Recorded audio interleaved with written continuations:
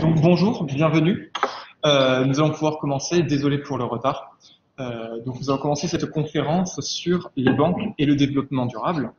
Et pour cela, donc, merci beaucoup d'être venu. Donc Julia Menayas. Merci pour ton invitation. Merci beaucoup. Vous êtes cofondatrice de Elliott, c'est ça. Merci beaucoup, Joël Clément, d'être venu, professeur à Paris Tech notamment. Et merci beaucoup Romain Dennedieu de Vabre donc d'être ici. Vous représentez la NEF, donc qui est aussi une banque, qui est une banque éthique. Ouais. Pour commencer cette conférence, nous allons tout d'abord voir quels sont les enjeux liés aux banques en général. Est-ce que, Monsieur Clément, pourriez-vous nous expliquer un petit peu la finance verte et les enjeux autour des banques durables? Alors, pour préparer cette conférence, vous m'avez posé 3 questions. Oui. Donc, j'ai fait 3 diapos pour répondre à chacune des questions. Je vais peut-être me lever, tant pis si on ne voit pas la caméra, c'est pas grave, c'est comme ceci. Ça me permettra de l'afficher ici. Partager du contenu. Eh bien, ça a disparu. Alors, ça marche plus. Ça marche plus. Bon, alors, tant pis. Je ne sais pas où ça a disparu. Je vais le faire oralement. La première question, c'est que font les banques en général? Donc, les banques, de manière générale, elles ont 3 missions qui correspondent d'ailleurs à l'histoire du système bancaire. Première mission, on l'oublie, c'est de conserver vos actifs, les actifs des déposants. Donc, il y a cette mission de conservation. Deuxième mission, assurer les transactions, assurer le paiement des transactions. Quand il y a un échange, il faut qu'il y ait un système de paiement. Nous qui vivons dans un système fonctionnel en France, on ne s'en rend pas compte, mais derrière chacune des transactions, il y a quantité de difficultés à résoudre. Et puis, troisième rôle fondamental des banques, c'est le financement. Voilà. Et avec une particularité dans le cas des banques, c'est qu'elles ont 2 sources de financement. Il y a d'une part les dépôts qui sont réalisés par la clientèle. Une partie de ces dépôts est reprêtée à d'autres acteurs qui en ont besoin. Et puis, les élèves d'Agro Paris Tech qui ont suivi cela savent que les banques ont le pouvoir de création monétaire quand il n'y a pas suffisamment de dépôts. Et c'est une caractéristique très, très, très fondamentale des banques qui ne va pas nous intéresser aujourd'hui, mais ça explique que les banques sont soumises à une réglementation quand même très forte parce qu'elles ont une particularité, une singularité qui est considérable. Bon. Ça, c'était la première question. À quoi servent les banques en général? C'est remplir ces 3 missions. Deuxième question que vous m'avez posée de mémoire, c'est est-ce qu'il y a des réglementations autour de la durabilité des banques? Alors, j'ai exploré le code monétaire et financier, j'ai pas trouvé d'article spécifique sur ces questions. Donc, en l'état actuel, mais ça ne veut pas dire qu'il n'y en a pas. Mais même s'il y a certains articles, j'ai exploré, j'ai pas passé 3 jours, mais j'ai quand même fait quelques recherches, j'ai pas trouvé d'article spécifique sur ces. Bon. Donc, ça n'est pas directement une contrainte juridique qui pèse sur les banques, que ce soit, légal ou réglementaire. Bon. En revanche, les régulateurs et les banques elles-mêmes ont bien conscience aujourd'hui que les risques climatiques, les risques engendrés par des catastrophes climatiques et aussi d'autres risques environnementaux font peser une menace sur la stabilité des banques elles-mêmes individuellement et globalement sur le système bancaire. Ce qui fait que les régulateurs, alors par exemple en France, il y a des publications très intéressantes de la Banque de France qui est chargée pour la France de mettre en œuvre la politique décidée au niveau de la Banque Centrale Européenne. Et donc, il y a des articles très intéressants là-dessus. Je dis pas que... je pense qu'on est très loin d'avoir tout résolu. Et ce dont je me fais un petit peu le témoin, c'est que c'est une question qui est très présente. Voilà.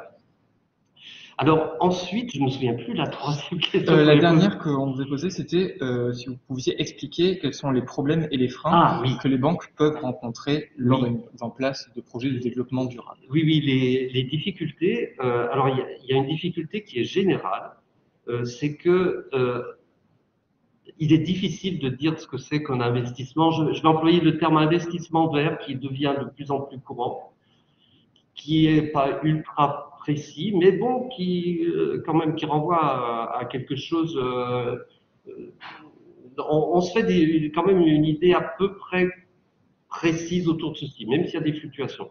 C'est très difficile de définir ce que c'est qu'un investissement vert. On peut multiplier les exemples. Est-ce que l'automobile électrique, c'est vert? Voilà. Bon, c'est pas la peine de vous connaissez tout ce qui se passe autour, par exemple, du problème des batteries, de la production d'électricité, etc. Voilà, on peut en discuter très longtemps. Donc ça, c'est une première difficulté. C'est difficile de savoir. Deuxième difficulté, euh, je fais une différence. La comptabilité générale, la comptabilité classique que les élèves d'AgroParisTech connaissent quand même bien. Euh, oui, si. Il y a un côté parfaitement automatique. Il y a un côté parfaitement automatique, c'est-à-dire qu'aujourd'hui, en enregistrement comptable, vous encaissez, vous réglez une facture, et bien immédiatement les logiciels de comptabilité passent les écritures comptables. Ce qui fait que l'information comptable classique, en fait, elle est totalement automatisée. Et quand je dis totalement, j'exagère à peine. Il y a vraiment très peu qui font l'objet de décisions de la part des comptables eux-mêmes. Pour ce qui est des investissements verts, pour toutes celles et ceux qui ont travaillé là-dessus, on sait qu'il faut faire du reporting qui est long, qui est difficile. La finance verte, moi, qui suis quand même depuis assez longtemps à AgroParisTech, j'ai vu quand même beaucoup d'étudiants passer beaucoup de temps dans des stages de deuxième année, troisième année ou de césure à essayer de définir ce que c'est. Enfin voilà, est-ce que, je ne sais pas, la production de tel ou tel bien ou de tel ou tel service, on peut la considérer comme verte ou pas? Il y a une vraie difficulté, une vraie difficulté. Et puis troisième chose, une autre difficulté pour les banques. Alors là, c'est un discours pessimiste. Je suis désolé de tenir ce discours, mais voilà, c'est l'analyse que je fais. En espérant quasiment avoir tort, et c'est l'analyse que je fais, c'est que euh,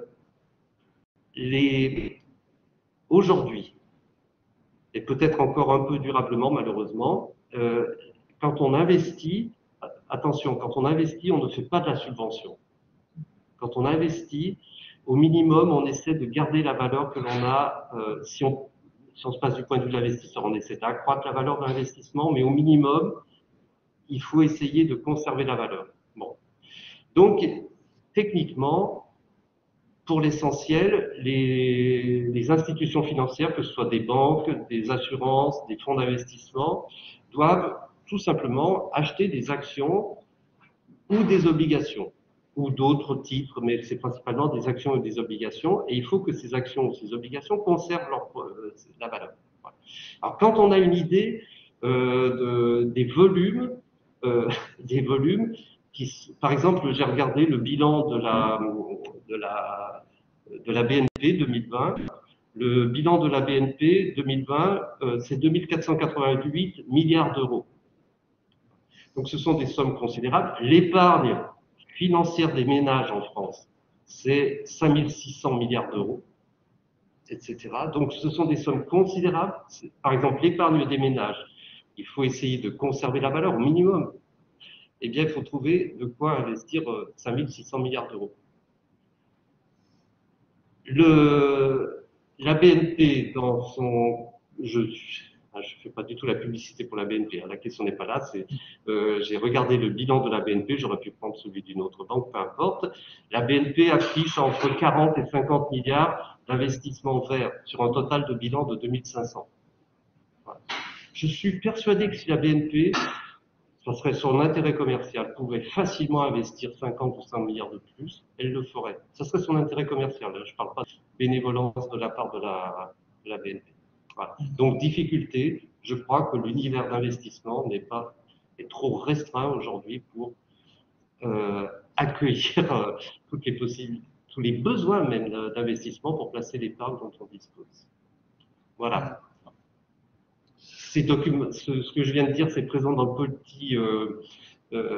petit diaporama que j'avais préparé.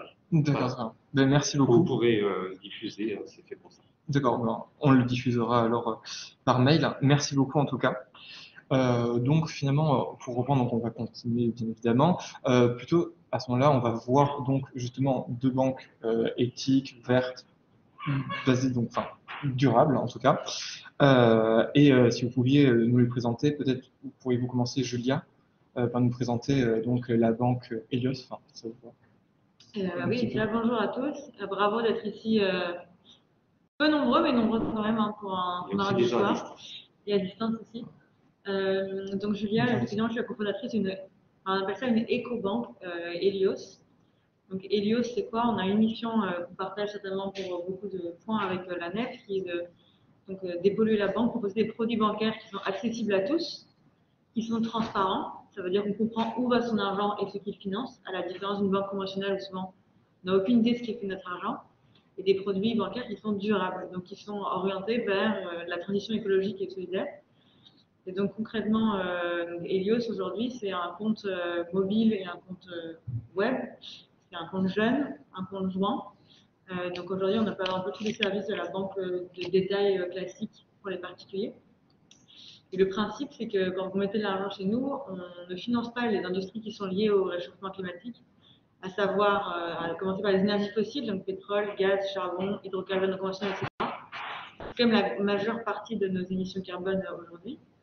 Ni les industries qui sont une menace aujourd'hui pour la biodiversité ou pour les hommes, donc ça va être tabac, alcool, etc. Mais aussi, par exemple, les pesticides chimiques ou l'élevage intensif, toutes ces industries-là. Et à l'inverse, on fait le travail de flécher une partie des dépôts des clients, comme on le décrivait tout à l'heure, vers les thèmes de la transition écologique. Donc on les connaît assez bien, c'est la mobilité bas carbone par exemple, la rénovation thermique des bâtiments publics privés, ça peut être le renouvelable quand ça fait du sens, ça peut être le traitement de l'eau, etc. Et tout ça en toute transparence, que la liste de nos financements sur la NEF est publique et donc accessible sur notre site. Sur notre application, on donne le maximum d'informations pour comprendre nos choix d'investissement. Et puis leurs limites, parce qu'évidemment, il n'y a aucune entreprise ou projet qui est parfait, donc il y a toujours des limites qu'il faut aussi exposer. Voilà. Oui, merci beaucoup. Et si vous avez quelque chose à ajouter, Romain, concernant plus spécifiquement peut-être la nef, est-ce que vous pourriez par exemple parler de projets que vous avez financés ou, voilà, si vous pouvez nous parler un petit peu plus, peut-être de vos investissements au sein de la nef. Ouais, bonsoir à toutes et tous. Peut-être juste en deux mots pour expliquer aussi ce que c'est que la nef et donner un exemple très rapidement.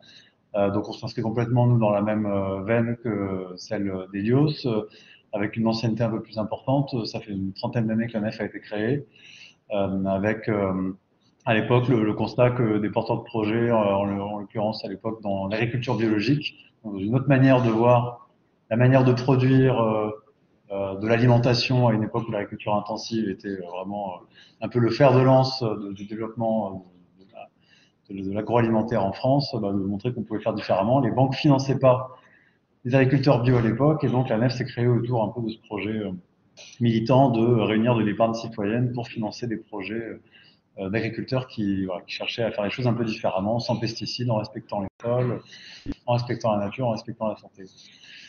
On s'est développé avec le temps, et donc aujourd'hui, très basiquement, la NEF, c'est vraiment se concentrer un peu comme ce que fait aussi Helios, sur les fondements du métier de la banque, c'est-à-dire l'intermédiation bancaire.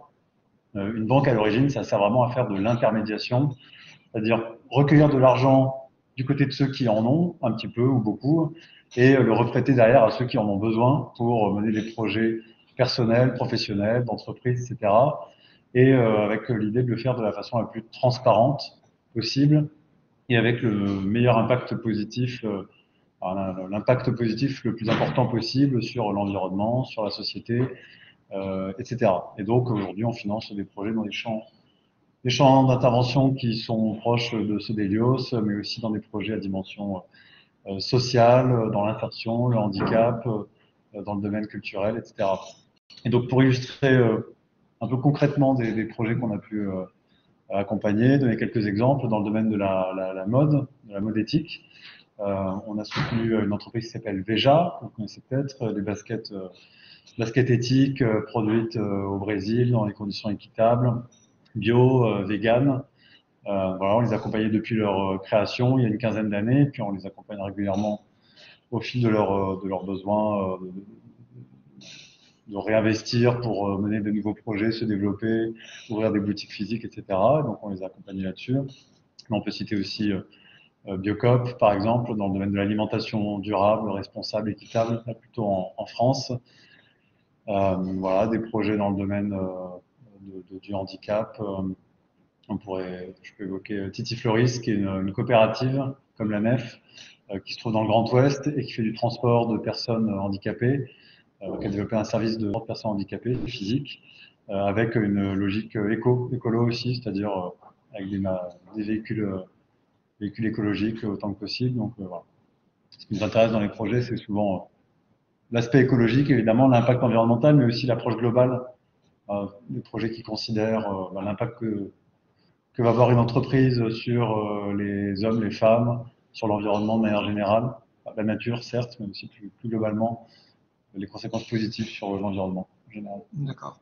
Et du coup, donc que ce soit à Elios comme à la Nef, comment choisissez-vous les investissements? Enfin, donc dans quel projet investir? Comment se fait ce choix-là? Si vous pouviez. Je vais commencer. Après toi.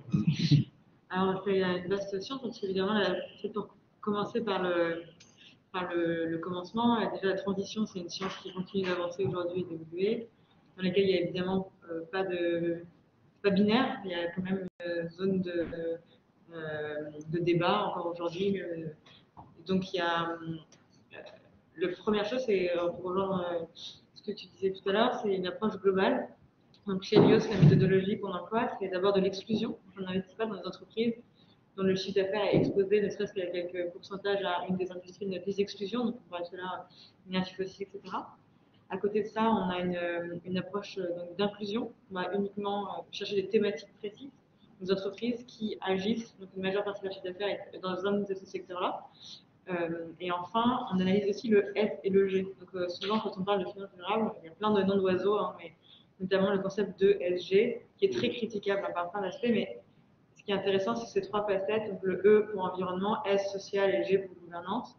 Donc évidemment, nous regardons essentiellement le E, mais le S et le G vont de pair. Donc évidemment, on n'investira pas dans une entreprise qui produit un modèle de production durable, mais par exemple qui emploie des enfants dans un pays qui ne respecte pas le droit de l'homme, par exemple. Donc, évidemment, ça paraît tarte à la crème en disant ça, mais voilà, c'est important de regarder dans sa globalité.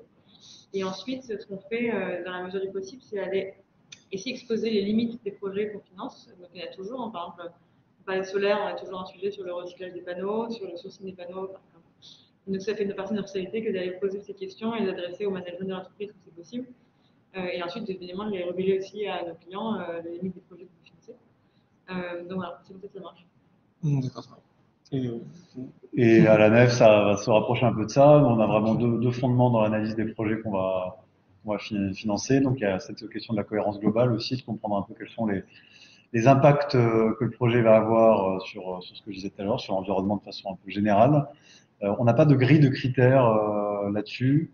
Nous, on s'appuie beaucoup sur l'idée que à partir du moment où il y a de la danse, c'est-à-dire que les épargnants qui mettent de l'argent à la Nef, que ce soit 10 euros, 100 euros, 1000 euros, 10 000 euros, savent exactement ce qu'on a financé avec leur argent. Et donc ça, on le fait avec un livret comme ça qu'on publie chaque année, qui est disponible sur le site internet de la Nef aussi, et dans lequel il y a les 500 projets qui ont été financés en 2020, par exemple. Donc à partir du moment où on est transparent, chaque épargnant a le pouvoir d'aller vérifier concrètement que fait l'entreprise que l'on a financée, quels sont ses enjeux, etc. Alors évidemment, il faut quand même nous que l'on creuse un peu le sujet à notre niveau, mais comme on est sur une finance qui est quand même beaucoup à échelle humaine, on est clairement pas sur du financement de multinationales, de grosses boîtes, mais surtout sur des TPE, des PME. L'engagement des projets vis-à-vis de leur impact, on le sent quand même beaucoup dans le discours des dirigeants, des dirigeantes en général. Et donc nous, on accorde beaucoup d'importance à la rencontre, en fait. C'est-à-dire quand on passe 2 heures, 3 heures avec un chef d'entreprise, un porteur de projet qui veut se lancer, qui vient nous voir pour développer ses services, sincèrement, au bout 2 réunions de 2 ou 3 heures où on prend le temps d'aller au fond des choses, on en apprend parfois plus qu'en ayant des grilles de scoring ultra précises, etc. Donc, voilà, nous, c'est vraiment la transparence qui va être un socle important.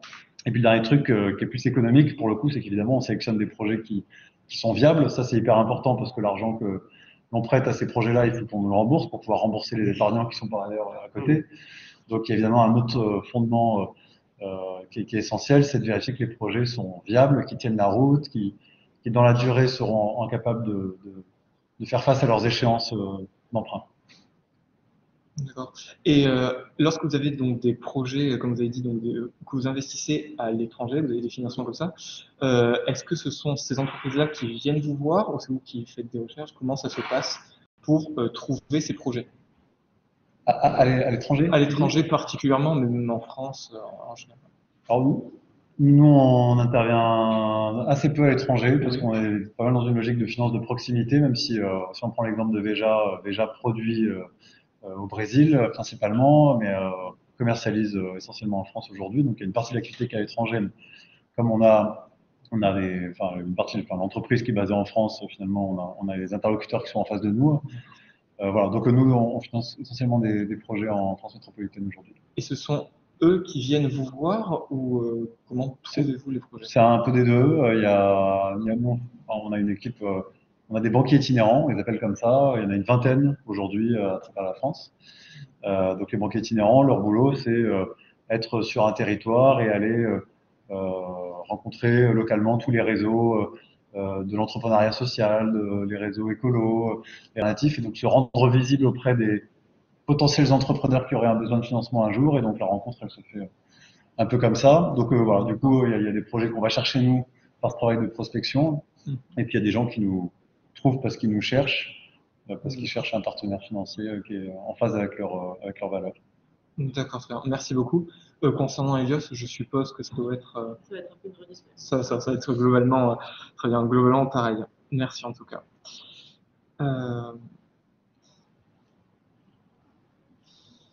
Peut-être que vous pourriez nous parler de certains. Alors, vous avez déjà parlé donc à la nef de certains projets en cours. Peut-être du côté d'Elios, nous parler de certains projets en cours. Et si jamais il y avait des projets qui seraient à venir, ou voilà, ou comment est-ce que vous voyez le développement aussi d'Elios, enfin, développement. Alors nous, on a un peu moins d'historique que la nef en termes de projets pour être transparente. On a participé pour l'instant au financement de 2 projets. D'accord. Un premier qui est donc une centrale solaire qui est basée en Nouvelle-Calédonie, qui est construite par l'entreprise Akio Energy, qui est un des experts des ENR. Donc c'est un projet qui a commencé en janvier et qui sera disponible, fonctionnel à partir de décembre.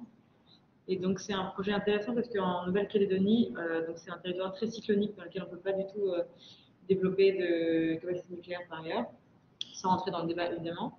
Et donc c'est un projet aussi qui en fait intègre les communautés locales à la gouvernance, qui sont c'est rarement le cas dans les projets solaires, donc c'est important de le souligner. Et ensuite, qui en fait place des panneaux solaires au-dessus de serres anticycloniques. Donc il y a aussi un aspect autour de la sécurité alimentaire du territoire, etc. C'est un projet très global qui a beaucoup d'externalités positives au-delà du simple développement des capacités énergétiques renouvelables. Et puis également, donc, ça nous permet d'éviter l'émission de 3200 tonnes de CO2 par an et de relier 1700 foyers de l'île au réseau des cités renouvelables. Donc ça, c'est un premier projet. Et puis, on a participé aussi au financement d'un constructeur automobile hydrogène français qui s'appelle Opium. Donc, c'est vraiment un projet de R&D et d'innovation qui a encore plein de questionnements, évidemment, autour de l'hydrogène pour les véhicules légers. C'est encore très nouveau et on va voir ce que ça va donner. Donc, c'est un peu ça les 2 projets actuels. Et dans le futur, on regarde beaucoup les sujets de recyclage, par exemple, qui sont beaucoup demandés dans la communauté, une transition agricole aussi. Donc, on est toujours alerte sur ce sujet-là. D'accord, merci beaucoup. Et concernant la nef, du coup aussi, pareil, concernant votre développement, si jamais il y avait des projets ou des nouveaux secteurs potentiels que vous envisagez.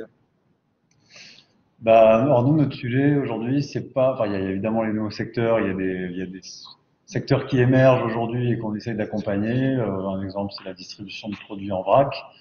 Des épiceries qui vendent en vrac et qui tendent vers le zéro déchet, c'est un mouvement qu'on accompagne. Il y en a d'autres comme ça. Nous, notre sujet important aujourd'hui, c'est en tant que tout petit établissement bancaire dans le monde de la banque aujourd'hui en France, puisque si on compare, on fait à peu près 1% de la taille des banques que vous avez citées tout à l'heure, si on regarde la taille du bilan. Et ben on est dans un environnement qui est hyper contraint pour pouvoir développer des nouveaux services. Donc par exemple aujourd'hui un particulier à la nef, il peut ouvrir un livret d'épargne, donc voilà, pour faire un placement d'épargne disponible, mais il peut pas encore aujourd'hui ouvrir de compte courant avec une carte bleue. Voilà, ça c'est un service qu'on propose pas encore aujourd'hui, mais on est du coup dans l'énergie, on la met beaucoup sur le fait de négocier avec les autorités bancaires et avancer sur ces sujets-là pour avoir un agrément qui nous permette de développer des services qu'on ne propose pas encore aujourd'hui. Voilà. Notre ressource, elle est vraiment axée sur l'épargne, ce que je disais tout à l'heure, donc les livrets, l'épargne de capital aussi, parce qu'on est une coopérative, donc beaucoup de clients de la nef souscrivent au capital de la coopérative. Aujourd'hui, il y a 40 000 sociétaires sur les 70 000 clients de la nef. Ça leur donne la possibilité par ailleurs de participer à la vie démocratique de la nef. Mais un des gros chantiers qu'on a, c'est de pouvoir proposer un compte pour les particuliers dans les années qui viennent. D'accord. Maintenant, nous allons continuer dans ce domaine-là, mais c'est-à-dire parler un petit peu des banques aussi plus traditionnelles. En fait, on aimerait savoir quels seraient les avantages et les inconvénients de justement les banques éthiques. Par exemple, pourquoi est-ce que à ce jour, il est compliqué d'avoir un compte courant dans une banque verte, dans une écobanque? Si vous pouviez nous dire ça. En fait, on a bien compris les avantages qui sont d'investir dans des projets durables, donc œuvrer pour le développement durable, où qu'il soit, quel qu'il soit. Mais finalement, maintenant, quels sont un peu certains inconvénients? Si vous pouviez nous en donner, par exemple. Alors nous, à l'inverse, chez Elios, on a un compte courant, Vous avez un compte courant, mobile d'accord, et web, mais on n'a pas de livret d'épargne. D'accord. Et on cherche évidemment un partenaire pour le faire intelligemment, donc c'est une autre discussion. Et donc, quels sont les désavantages aujourd'hui? Donc, ouvrir un compte, ça prend. Donc, chez nous, c'est moins de 8 minutes depuis une application. Donc, il faut télécharger l'application tout simplement. Il faut avoir sa pièce d'identité, on la scanne, on scanne son visage, on se prend en photo. Et ensuite, on reçoit sa carte 3 à 5 jours plus tard. Donc, aujourd'hui, il y a très peu d'obstacles. Et j'imagine que pour ouvrir son compte à la nef, c'est tout aussi simple. Il y a très peu d'obstacles pour sauter le pas et quitter sa banque classique pour aller dans une banque plus éthique, plus durable, surtout plus transparente. Et donc souvent, on psychologise quelque chose de très compliqué, de très administratif, mais la réalité, c'est pas très simple. Et enfin, donc, les autres inconvénients qu'on peut imaginer, donc nous, on est une banque plutôt digitale dans l'ADN, donc effectivement, on gère ces opérations depuis notre interface mobile et web, mais on a quand même un conseiller. Donc chez Elios, il y a une personne qui est toujours la même personne qui va se présenter à l'ouverture du compte. Vous pouvez joindre par téléphone, vous pouvez joindre par messagerie, donc vous n'êtes pas tout seul derrière l'interface, il y a quand même des gens derrière. Et puis après, il y a tous les services de la banque un peu classiques. Hein, donc, vous allez faire gérer vos cartes, gérer vos plafonds, gérer, par exemple, faire vos virements en un clic. Voilà, en fait, on gère ça de façon assez simple. Et ça, ce qui est important, c'est que finalement, pour que le grand public se rende compte et puisse transférer dans une banque transparente, il faut les mêmes services. Donc, c'est un grand défi de développement de produits pour avoir la même gamme de services. Et par contre, moi, je vous parler de tous les avantages dans une banque conventionnelle, si vous voulez, parce qu'ils sont nombreux. Voilà. Et surtout, ce qui est important, c'est, comme on disait tout à l'heure, c'est la transparence. C'est-à-dire que, je vous donne l'exemple d'Elios, évidemment, mais chez Elios, on sait où va son argent, mais on sait aussi comment Elios gagne de l'argent, par exemple. C'est important parce qu'aujourd'hui, dans les banques classiques, il y a quand même un sujet de frais. On a souvent des frais cachés, on ne sait pas complètement comment la banque se rémunère sur nos produits. Donc, c'est aussi important que l'établissement commence à aussi être très transparent sur son fonctionnement, sa gouvernance et son modèle d'affaires. Très bien. Avez-vous peut-être quelque chose à rajouter Ouais, il y a juste un autre frein que je vois à ce qu'un épargnant puisse ouvrir un compte dans une banque éthique, c'est comme on est des petits établissements, il y a un peu la croyance aussi qui est installée que plus c'est gros, plus c'est solide. Et donc on a tendance à penser que mettre son argent dans une banque qui a 2000, 3000 milliards de taille de bilan, bah, ce sera plus sécurisé que dans un petit établissement comme la nef ou comme Helios. Alors qu'en pratique, c'est pas forcément vrai. Déjà parce que derrière les banques, il y a les mêmes autorités qui sont là pour garantir l'épargne et sur les mêmes montants des épargnants. Donc concrètement, aujourd'hui, la Banque de France garantit jusqu'à hauteur de 100 000 euros l'épargne des déposants en cas de faillite de la banque. Donc voilà, ça c'est une première chose. Et puis, ouais, il y a cette question, mais donc Julia l'a dit, du fait de ne pas forcément avoir tous les services aujourd'hui. Ça, c'est un point important sur lequel on a besoin de bosser pour montrer qu'un particulier qui veut venir mettre son argent à la nef, il peut passer toutes ses économies à la nef par un compte courant, par un compte sur livret, et pas forcément avoir besoin de dispatcher entre sa banque traditionnelle d'un côté et puis Rockettic de l'autre côté. Donc, à ce jour, en fait, ce qui empêche, enfin, comment dire, de faire plus de projets, c'est la question que je me posais, c'est le fait qu'il n'y ait pas suffisamment d'adhérents dans ces banques, ou qu'est-ce que c'est qui, à ce jour, empêcherait enfin, de faire donc plus de projets c'est donc souvent c'est le moyen financier, je suppose. Mais si vous pouviez. Une partie de la réponse. Et le sujet de sensibilisation, finalement, quand on parle de la transition, on est très sensibilisé à plein de sujets, que ce soit du côté de l'alimentaire, du textile, dans les choses de consommation qu'on peut faire. Alors, c'est à la crème aussi, mais la notion de consommateur, on l'a quand même bien intégrée. Le fait qu'on va avoir un impact plus ou moins positif en privilégiant telle ou telle entité ou tel distributeur. Là où du côté de l'épargne ou de la finance, c'est un sujet qui est déjà plus opaque, plus complexe, moins compris en France aussi. Et du coup, on a une éducation financière moindre et surtout on est moins sensibilisé à l'impact carbone que peut avoir notre argent, carbone ou plus globalement à l'impact humain que peut avoir notre argent. Donc peut-être une partie de la réponse, c'est que la limite aujourd'hui à faire ces solutions, des solutions globales, en tout cas à plus grande échelle, c'est la sensibilisation du grand public pour ce sujet. Et donc on y travaille chaque jour avec des associations, des ambassadeurs du sujet pour faire connaître le poids carbone des banques classiques et surtout ce qu'on fait en fait dans ces banques différentes.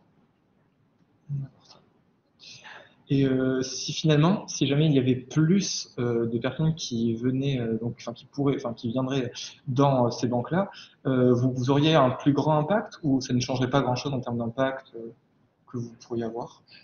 Bah, si, clairement, ça aurait un impact. Il y a un truc qui est important, c'est que une banque, aujourd'hui, si on prend la réglementation bancaire, pour pouvoir prêter 100 euros, elle doit avoir 10 euros de fonds propres. C'est ce qu'on appelle le ratio de solvabilité. C'est un des indicateurs que les autorités bancaires mesurent pour vérifier que une banque elle est les reins assez solides.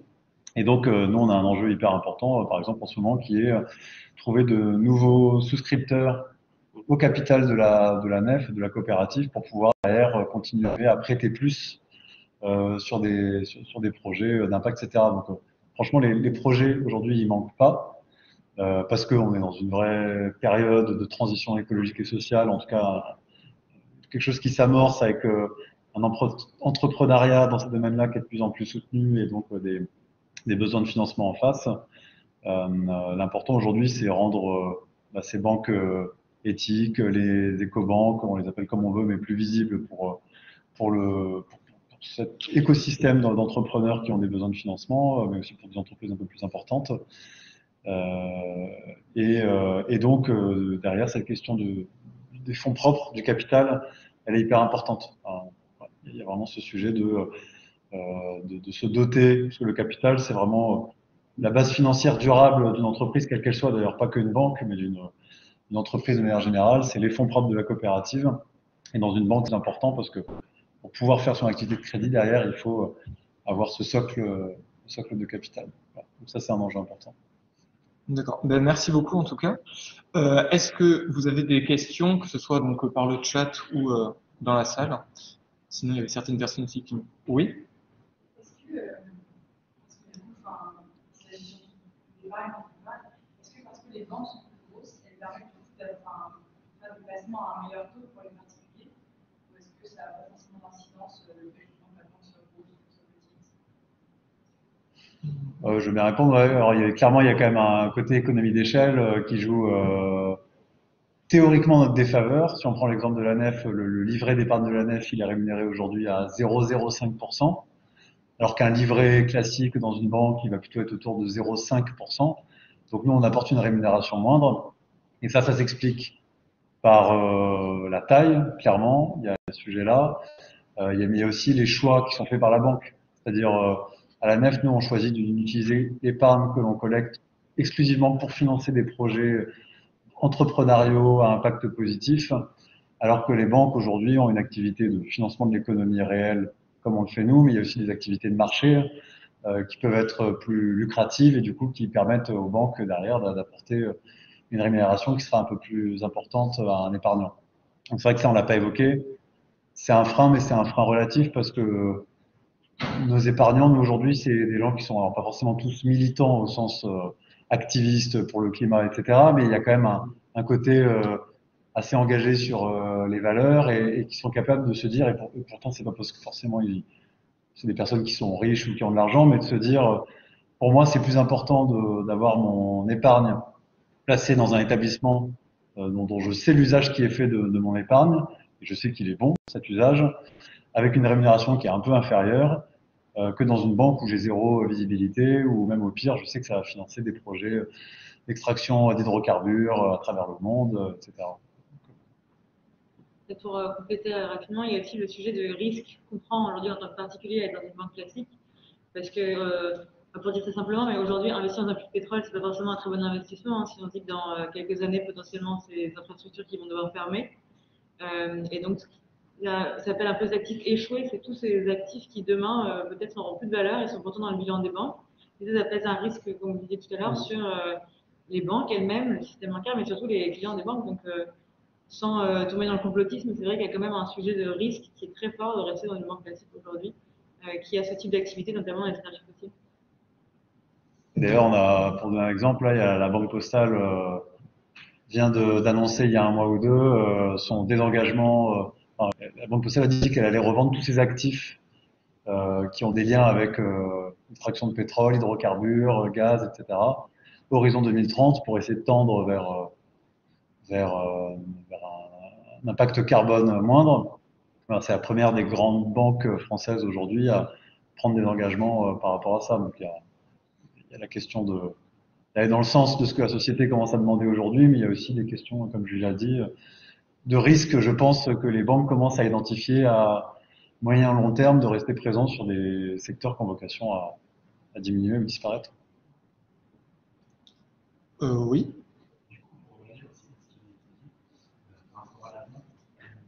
Ah oui, pour rebondir par rapport à la nef, M. Trigolon, tout à l'heure, avait dit qu'une des missions des banques, c'était de préserver l'épargne des épargnants.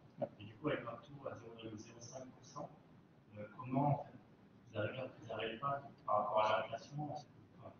Du coup, j'essaie de me mettre à la place d'un épargnant. Je connais un peu la nef, j'aime bien votre mission, mais justement, je me pose ces questions. J'ai un peu l'impression que le capital se dégraderait en fait.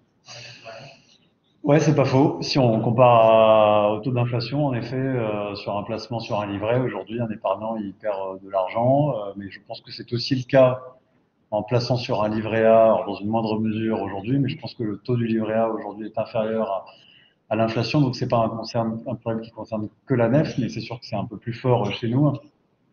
Après, justement, ce que je disais tout à l'heure, c'est je pense que les épargnants qui se mettent dans une logique de mettre leur argent à la nef ou ailleurs, c'est des gens qui font déjà, qui ont d'ailleurs déjà fait des choix de consommation différents avant d'en arriver à la question de la finance, parce que Julia le disait bien tout à l'heure, la finance c'est peut-être pas le premier truc auquel on pense en premier lieu pour se dire je vais améliorer mon impact sur l'environnement, je vais commencer déjà par manger local, prendre moins l'avion, voilà.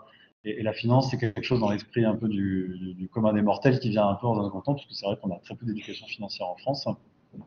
Et donc, finalement, de manière très pragmatique, quand on fait des choix de sobriété dans son budget mensuel, annuel, bah, le fait d'avoir une épargne qui est rémunérée à 0,10 plutôt qu'à 0,5 ou 0,50, voilà, ça a une incidence relativement faible au final. Donc l'engagement qu'on prend, nous, c'est surtout sur le capital qui est placé, de choisir de financer des projets qui sont viables, dont on sait, ou en tout cas on pense franchement que dans 10 ans, 20 ans, ils seront encore là à se développer avec du coup une capacité à maîtriser ce qu'on appelle le risque. Ça, c'est un métier hyper important dans la banque, de maîtriser le coût du risque. Donc en gros, que dans les projets qu'on finance, on ait le moins possible qui se casse la gueule et que derrière, on soit bien en capacité d'honorer nos engagements vis-à-vis de nos épargnants. Mais c'est vrai que sur le taux d'intérêt, c'est moins c'est moins intéressant, c'est une réalité. Une question aussi qui nous avait été posée était la suivante. Donc, est-ce que justement ces démarches, ces financements sont soutenus par l'État ou absolument pas à ce jour? Peut-être si vous pouvez nous dire, Julia. Je pense qu'il y a plein de mécanismes de subventionnement européens et nationaux qui vont aider ces filières à se développer. Après, nous, on ne fait pas de la subvention, on ne travaille pas avec l'État, on fait des financements sous forme obligataire ou de crédit. Enfin, nous, on n'est pas un financeur public, c'est sûr. Mais effectivement, le coût de la transition, il est aussi soutenu, heureusement, par des structures publiques qui le faut. Voilà, c'est ce que je peux dire sur ce sujet. D'accord, merci beaucoup.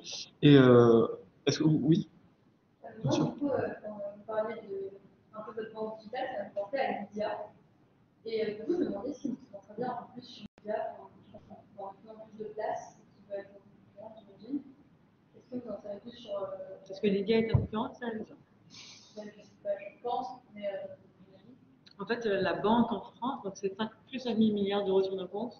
Comme vous savez, il y a une multitude d'acteurs qui existent dans la banque, soit les banques conventionnelles classiques, on en connaît développé, des banques en ligne, des néobanques, des établissements comme pour faire des transactions comme Lydia ou comme d'autres, Pumpkin, etc.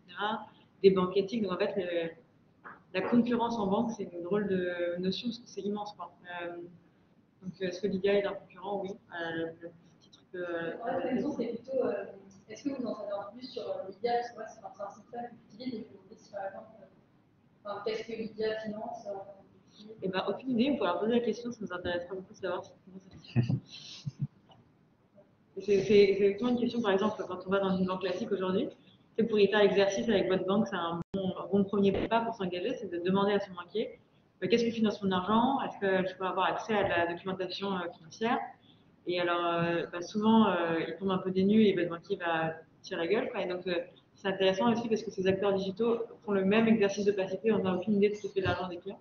Donc, ouais, demandez, c'est intéressant. Tweetez-le d'ailleurs, ça c'est encore plus. Est-ce que vous avez oui? Ouais, j'avais 3 questions en fait. Déjà, la première, c'est vous un peu ce qui avait été dit dans certaines questions. Le fait que ce soit essentiellement des petites banques qui soient en boutique, que les grosses banques soient enfin un peu changées, justement, à quel point c'est plus facile pour les. Enfin, est-ce que c'est facile pour les grosses banques de changer de stratégie et comme ça de devenir des grosses éco-banques? Est-ce que du coup c'est souhaitable qu'il y ait une concurrence par rapport à des autres structures?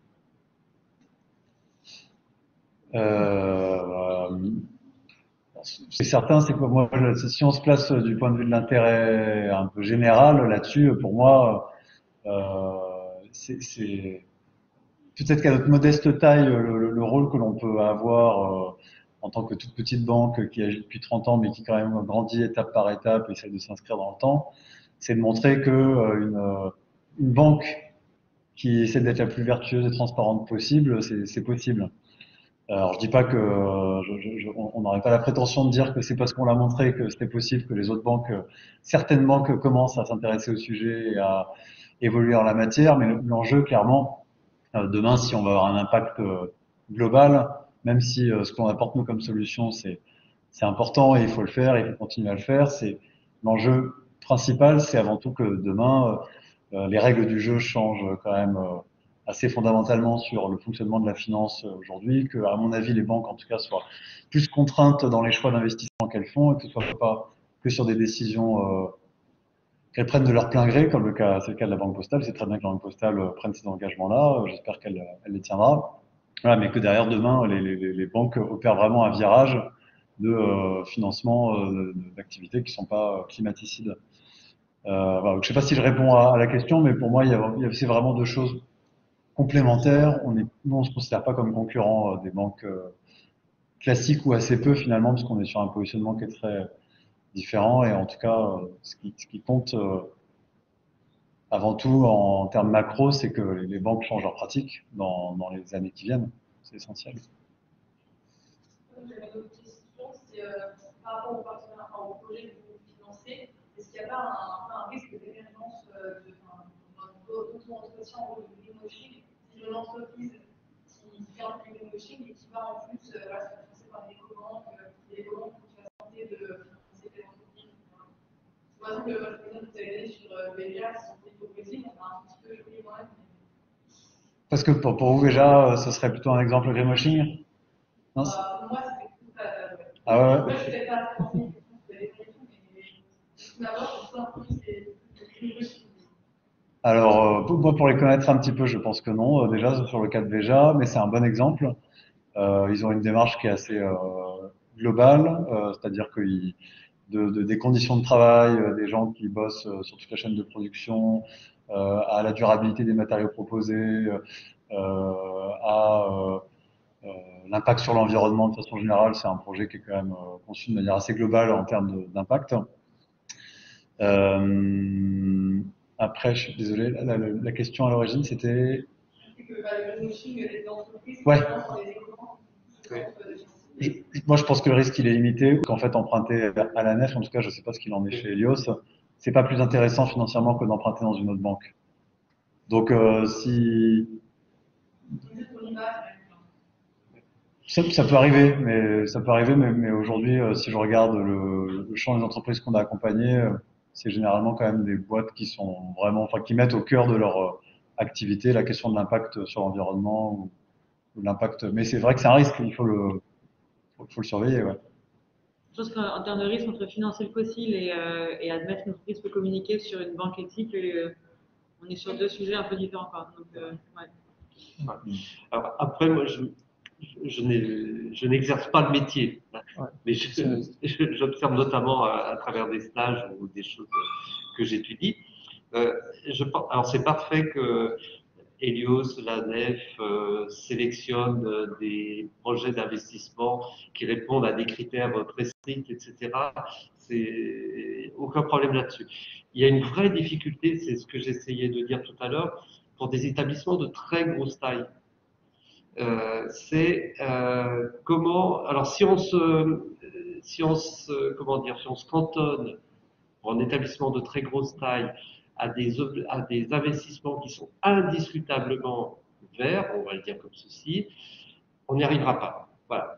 Alors, par exemple, aujourd'hui, une des difficultés, on peut en être témoin indirectement, dans le cadre de l'Union européenne, on travaille sur ce qu'on appelle une taxinomie ou taxonomie, pour essayer de dire, voilà, un projet pour produire ceci, avec une fois qu'on aura décrit le processus industriel, est-ce qu'on va le considérer comme vert ou pas?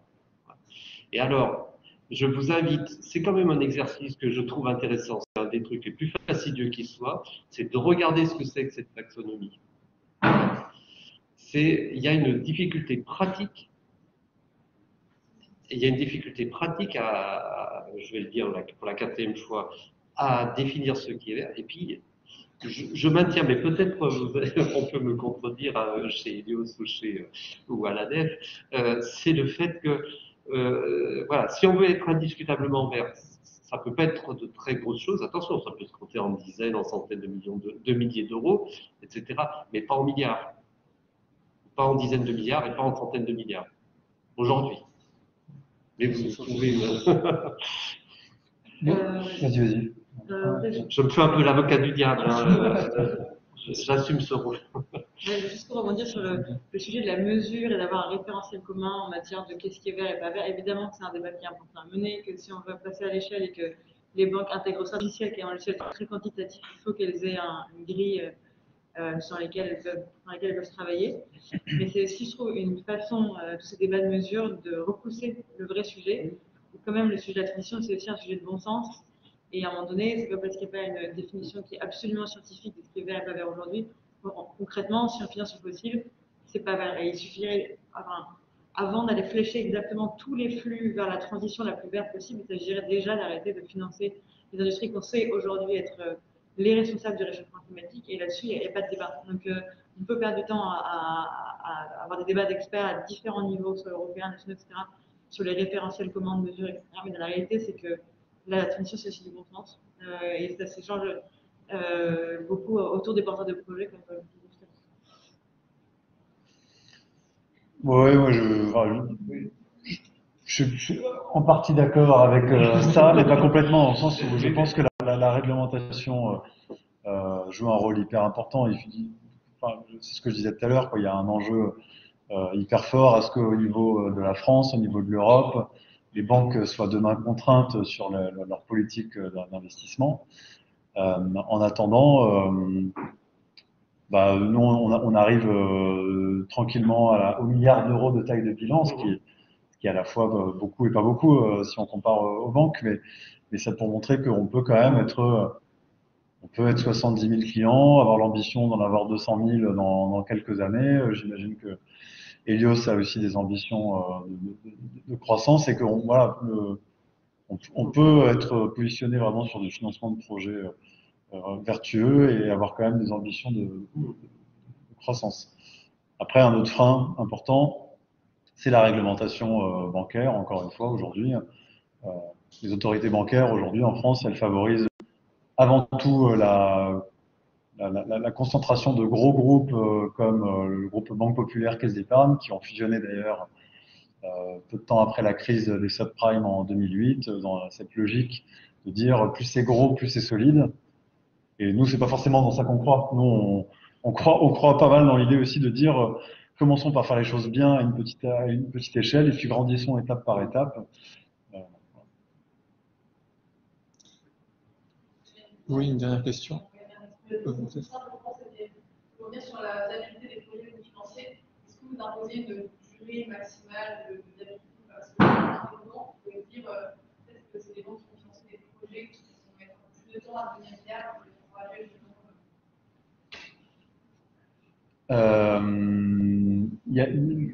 Quand on prête, on est dans une approche qui est pas forcément la même que quand on investit en fonds propres, en capital d'entreprise. Nous, on est vraiment des prêteurs. C'est vrai que ça, c'est un truc qu'on n'a pas trop clarifié là dans la discussion, mais en tant que banque, on est vraiment des prêteurs d'argent, sans être partie prenante dans les entreprises qu'on finance. On rentre pas au capital des structures, etc. Et donc l'approche en termes de temporalité, c'est pas exactement la même. Nous, quand on prête, on attend quand même à ce que, à horizon 1 an ou 2 ans maximum, l'entreprise elle soit en capacité de commencer à rembourser son prêt. Après, on n'attend pas de rentabilité forte, comme va l'attendre un investisseur quand il va ressortir au bout de 3 ans, 4 ans, 5 ans, 6 ans de l'entreprise dans laquelle il a investi. Mais ce qui est important, nous, c'est que les projets aient quand même déjà un modèle économique qui s'équilibre à un horizon, on va dire, de 1, 2 ou 3 ans grand maximum. Oui. Juste une question, si comme le thème c'était aussi développement, je voulais savoir quel regard vous portez sur les grandes banques de développement public, notamment la Banque mondiale, la Banque française de développement en France, la Banque européenne d'investissement.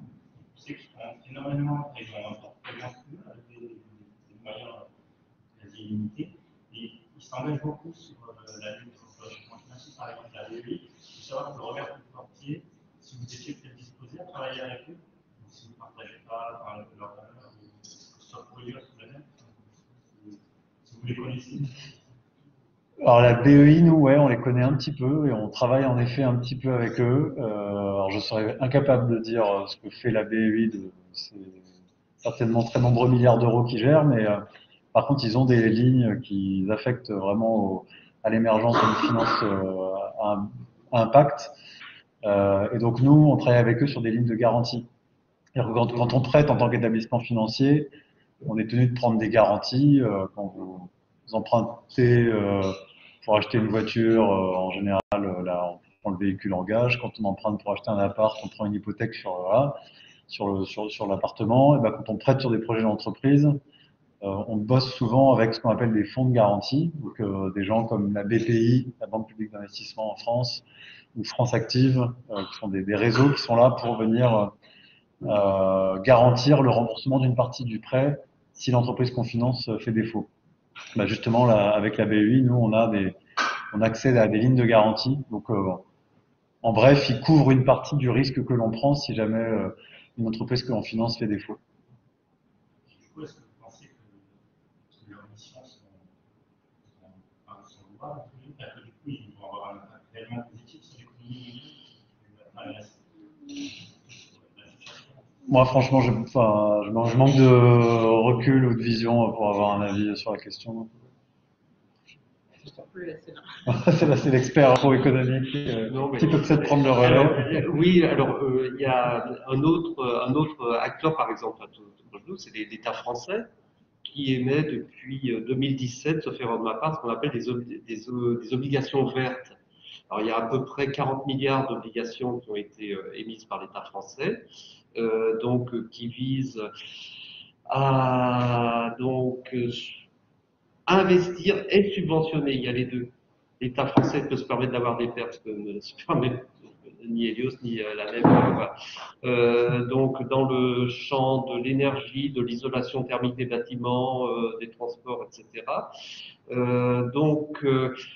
Il n'y a aucun problème pour l'État français pour emprunter sur les OAT vertes. Il n'y a aucun problème. Le problème, je reviens toujours à la même chose, je suis désolé, c'est que l'État français ne sait pas très bien vers où diriger. Quand on parle d'investissement, les subventions, il n'y a pas de problème, hein, on peut en distribuer autant qu'on veut. Voilà.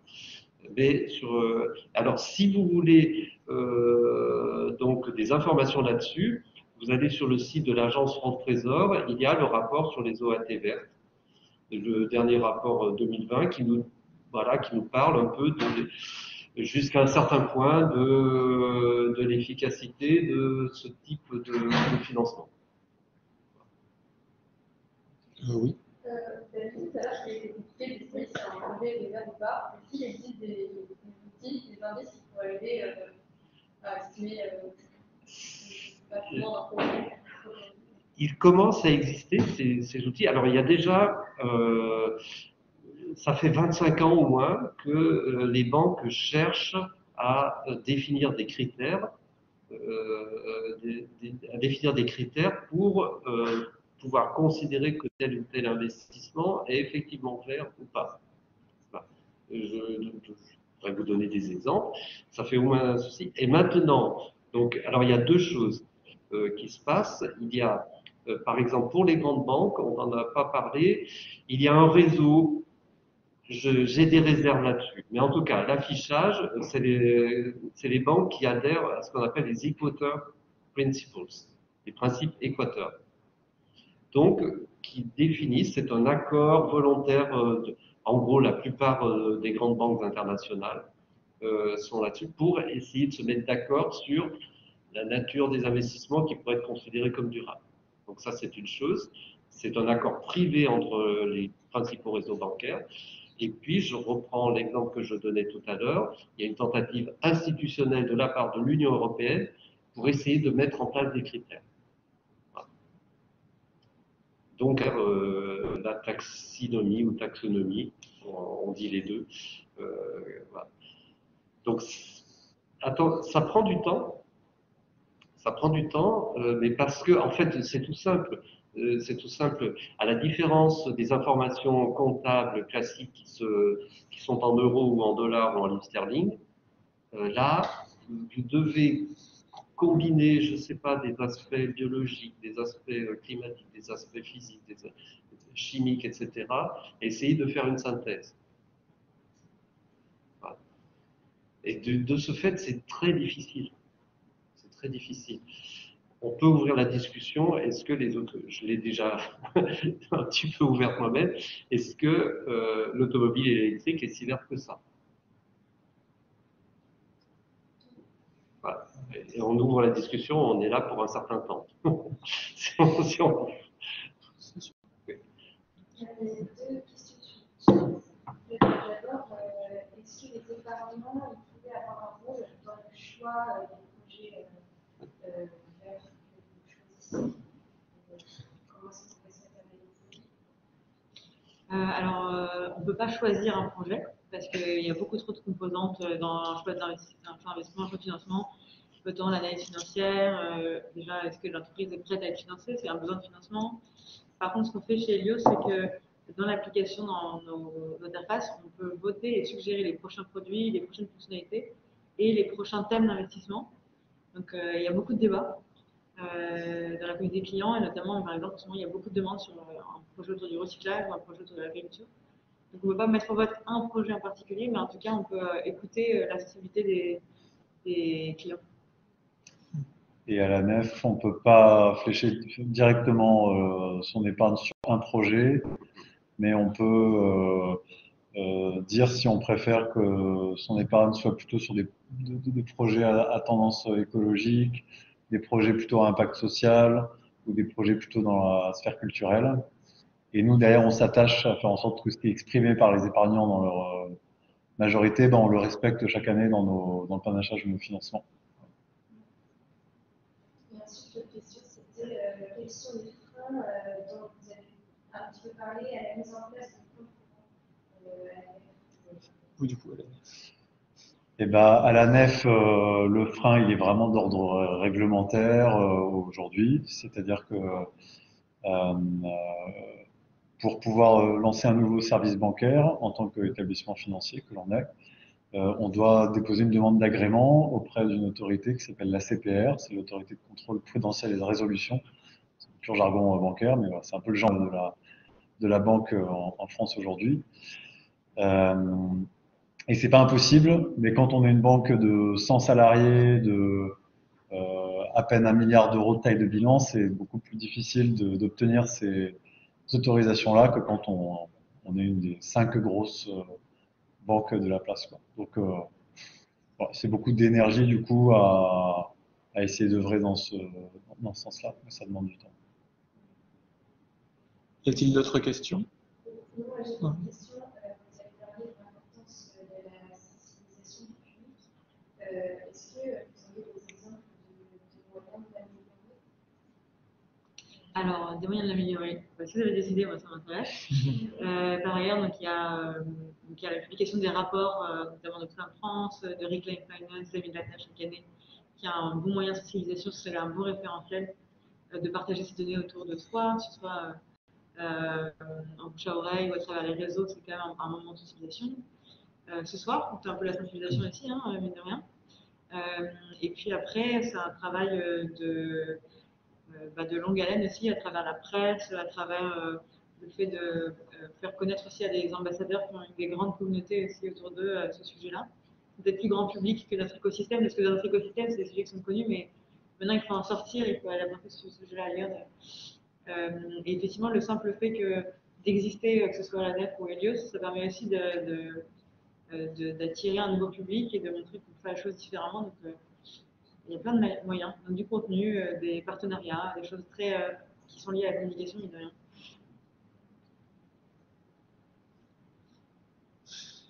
Enfin, une dernière question donc qu'on nous avait posée, c'était pour savoir si, à ce jour, vous étiez neutre du point de vue des émissions des gaz à effet de serre. Est-ce que ça vous paraît possible si jamais ce n'est pas encore le cas? Et est-ce qu'il y a des banques qui ont réussi cet enjeu actuel, qui a été débattu assez récemment? Alors, est-ce qu'on est neutre? On n'est pas neutre. Donc, il y a 3 scopes. Hein. Nous, au scope 1, on est une petite entreprise, on n'est pas très nombreux, donc assez limité. Mais effectivement, on est une activité technologique, donc on a des serveurs, on a une activité simplement de service aussi, donc on a des locaux, on a de l'énergie pour alimenter ces locaux, etc. On pourrait compenser, même s'il y a un vaste sujet sur la compensation de ce scope-là. Et puis surtout, le grand, c'est nos investissements, qui sont le scope 3 dans la banque, justement. Et donc là, effectivement, on est plus, alors on n'est jamais neutre, hein, parce qu'évidemment, on finance une économie qui n'est pas neutre, mais en tout cas, on est moins intensif en termes d'émissions carbone par euro que dans une banque classique. Est-ce qu'une banque neutre, est-ce qu'on y croit vraiment? Je ne sais pas, c'est une question. Ça sera peut-être compliqué, oui. Ouais, je suis pas sûr enfin, je suis même sûr qu'il n'y a pas de banque neutre aujourd'hui sur la place. Nous, on n'est pas neutre non plus. D'ailleurs, ça peut être paradoxal, mais on n'a pas récemment fait de bilan carbone pour mesurer notre impact carbone. On le fera certainement un jour, mais aussi parce qu'on est dans cette logique de transparence, toujours de dire sur notre fonctionnement interne, on met en place des choses pour essayer d'être le plus cohérent possible avec ce qu'on affiche sur nos souhaits de financement. Donc on se déplace le moins possible en avion et plutôt en train, voire quand c'est du déplacement à échelle locale, d'encourager le déplacement des salariés à vélo par des subventions, etc. Voilà, d'avoir une politique sociale par ailleurs, même si ça vient à côté, mais qui soit un peu en cohérence avec tout ça. De travailler avec des partenaires sur la téléphonie, par exemple, comme Common. Common, c'est une coopérative qui met à disposition en location des Fairphone, donc des téléphones fabriqués dans des conditions plutôt vertueuses, plus durables, réparables, etc. Voilà, donc de mettre en place un peu à tout niveau de l'entreprise des actions qui sont en cohérence avec un peu notre ambition écologique, sociale. Voilà. Après, on ne pourrait pas prétendre non plus être notre point de vue impact carbone. D'accord, merci. Et du coup, enfin, Jules Privon, est-ce que vous avez quelque chose à ajouter sur cette possibilité? Est-ce que ça vous paraît possible? La neutralité? La neutralité carbone. Je fais la même réponse que madame. C'est à partir du moment où il y a une activité. Aujourd'hui, il n'y a pas d'activité humaine, et notamment une activité économique, qui soit neutre. Voilà. Bon, donc, enfin, sur les émissions de gaz à effet de serre, il y a aussi les autres aspects. Donc, voilà. Mais, cela dit, moi, je peux me donner la parole très brièvement. Ce qui est intéressant aussi, c'est la concurrence qui est apportée par de nouveaux acteurs. Ça fait déjà assez longtemps que je suis ces questions. Il y a quand même des évolutions. Alors, on pourra toujours les trouver trop lentes. Ça c'est certain. Mais, quand même, et si on veut être un petit peu optimiste par rapport à ce que je disais tout à l'heure, il y a quand même des changements assez sensibles. Voilà. Donc, merci beaucoup en tout cas pour vos réponses. Il n'y a plus, je pense, de questions. En tout cas, merci beaucoup vraiment déjà à tout le monde d'être venu et à vous d'avoir participé. Et merci pour cet éclairage. Donc, et aussi de montrer quelque part que des banques plus vertes, plus durables, c'est quelque chose de possible, quelque chose de viable et donc de durable. Voilà. Merci beaucoup.